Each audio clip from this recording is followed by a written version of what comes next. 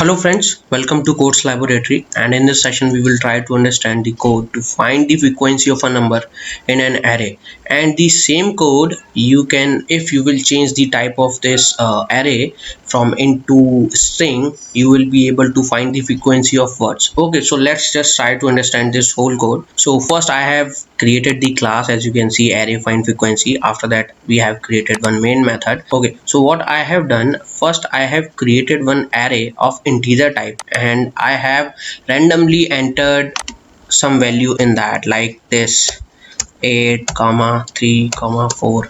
Okay, so like that.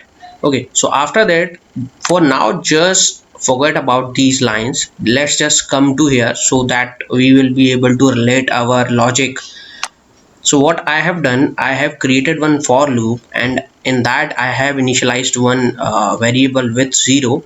The I is less than number dot length. It means it will start from value 0 and it will find the length of this array. And what will be the length? Let's take an example. The length will be 10. Then the value of I will be start from 0 and it will keep on running this loop till the value of I will be 9.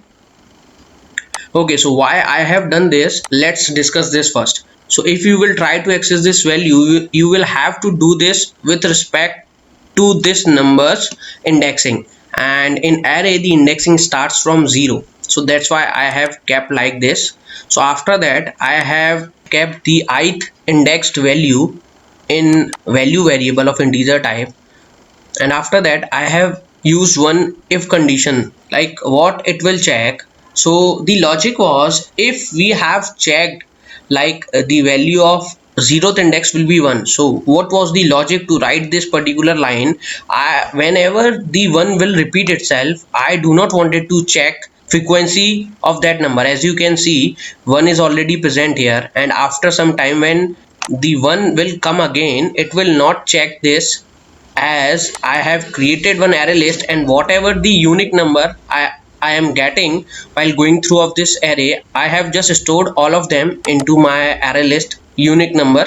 And after that, as you can see, what if the value, if the unique number contains value and if it is true, then because of this not, the condition will be false and it will go again. If it contains the value and if it is false, then the statement will be true and it will go into the body. So that was the requirement. And once we get any unique number, we need to add it in our unique number array list, so that for the next time we'll be able to identify the number. After that, once we got any unique number, it means its frequency has been raised by one value. And after that, what I have done, I have created or used another for loop, and this time I have started this with ith plus 1. Let's take an example. If the value of I is 0, then this particular loop will start from the value 1, as you can see, I plus 1, and it will also keep on running till the length of this particular array. And after that, as you can see, I have used one if condition. So in that I have checked, like if the number, like the number indexing z is equals to value, then the frequency will increase by 1. Okay, so once we'll check all the frequencies, like how many times a number is repeating in this particular array. After that, we need to add that frequency. So what it will do, at the time of printing the number and the frequency, it will help me. So that's why I have created another list, array list object called frequency, and I have kept all the frequencies for all the numbers. So just to try to understand it more, let's just try to execute this manually, so that we will get to know the exact idea, like how this going to proceed. So first the value of I will be 0, and after that the value variable will contains number of zeroth. The value of value will be 1. So it will check the unique number contains value. No, it does not contain. And as you can see, it will change the condition from false to true, so it will go into the body. And after that, the value of unique number will be we will use un will be 1. So as it is an list, we will keep everything in a square bracket. So this time it will be 1, and we'll check later for another value.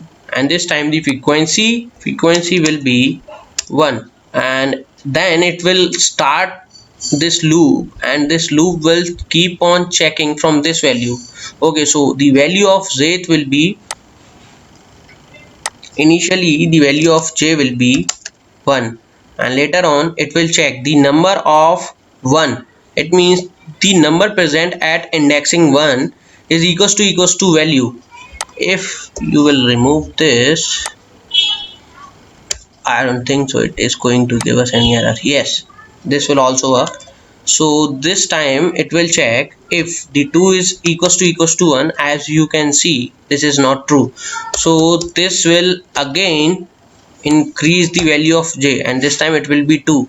So what it will check, the value of 4 is equals to 1. As you can see, this condition is also not matching, so it will check in same way. It will check for j is equals to 3, j is equals to 4, j is equals to 5, j equals to 6. When the value of j will be 6, it will go inside and the condition like this, as it is true. So this time it will change the frequency from f is equals to 1 to 2, and then it will keep on executing again, and it will get 1 another time. So it will keep on adding like this. So this was the overview of this loop, like how it will process. So after doing or calculating all the frequencies, what I need to do, I need to print them. So what I have done, I have created another for loop, and I have initialized it with I is equals to 0, and this time I have kept like unique number dot size. Like I only need to run this loop the number of times, like how many unique number I have got in this array. And so in this way I have done that. Like I have used number unique number dot get I have used the indexing, and the frequency is frequency dot get I. Okay, so let's just try to execute this code, and after that we'll be able to understand it more. So let's just try to execute this code, and let's see what it says. So let's just execute this, and the output. Okay, so this is the output. So as let's just try to relate this, whether it is giving us the correct result or not. So it says number 1 frequency is 3. As you can see, 1 is coming 3 times, 1, 2 and 3. Number 2 frequency is 3, 1, 2 and this is 3. So number 4 frequency is 4. Let's check this also. 4, 1, 2, 3, 4 and so on. So as you can see, the whole process went well. So in this way you can achieve like how you can find the frequency of any number, or if you wanted to do the same thing for any word. So let me just show it to you. I'll just comment this line. I will create a string, and this time I'll use the number so that I'll be not required to change so many things in my program. And this time we'll use a string, and we'll keep a comma b comma c. Okay, something went wrong. Okay, I've left this one, and let's just try to copy paste these all once again, and we'll add d comma e. Okay, so as you can see, we have changed our number variable from integer type to string type, so that we'll be able to find. Okay, what it says, it is giving us some error. What it says, change type of number to string. Okay, so over here we will have to mention it like this is the array. So as you can see here, we are getting the error, and this time we will have to change it from into string, and as you can see, okay, so unique number will also be a string type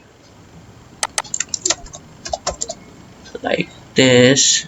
And okay, so it is nowhere giving us any error, but over here it will check the number j is equals to value. We will have to change this condition, as now we are dealing with words, so we will use equals ignore case, and in that I'll pass this value.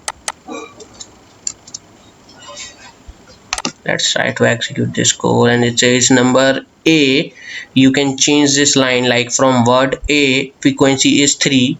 As you can see, we have copied and pasted this abc 3 times, and as you can see, d and e is 1 time. So guys, always try to write a dynamic code so it will be easier for you to use it at various situation. So this was all for this video. Hope you have liked it. Please stay tuned and happy learning.